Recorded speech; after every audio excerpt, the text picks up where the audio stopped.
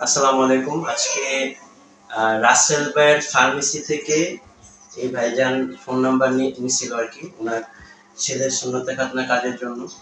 তো আমি এই যে মাত্র তার বাচ্চার সুন্নতে খাতনা কাজ করালাম। তো আমরা একটু অভিজ্ঞতা জানতে চাই বাচ্চার এবং বাচ্চার বাবার। হ্যাঁ? আগে বাচ্চার অভিজ্ঞতাটা জানতে চাই। তুমি কি কোনো ব্যথা পেয়েছো? একটু জোরে বলো। আমি তোমাকে বলছিলাম না যে তুমি কোনো ব্যথা পাবা না, পাইছো কোনো ব্যথা? আচ্ছা। বাচ্চাকে আগেই বলছি কোনো ব্যথা পাবা না, ভয় ভয় পাওয়ার কিছু নাই। আলহামদুলিল্লাহ বাচ্চাটাও খুব শান্তশিষ্ট ছিল। ডিস্টার্ব করেনি। অনেক বাচ্চা আছে যে ভয়ে কান্নাকাটি করে, ও সেটাও করে। আচ্ছা। এই বাচ্চার খাতনা করছি, বাচ্চার বাবা সামনে ছিল। ভাই আপনি সম্পূর্ণ প্রসেসটা আপনার কাছে কেমন লাগছে? আপনি তো সামনেই ছিলেন, দেখছেন। আলহামদুলিল্লাহ খুব ভালো লাগছে, খুব সুন্দরভাবে কাজটা হয়েছে। আলহামদুলিল্লাহ, আল্লাহর কাছে শুকরিয়া, খুব সুন্দরভাবে হয়েছে। কোন বিষয়টা আপনার কাছে বেশি ভালো লাগছে এই কাজে? কাজে আপনার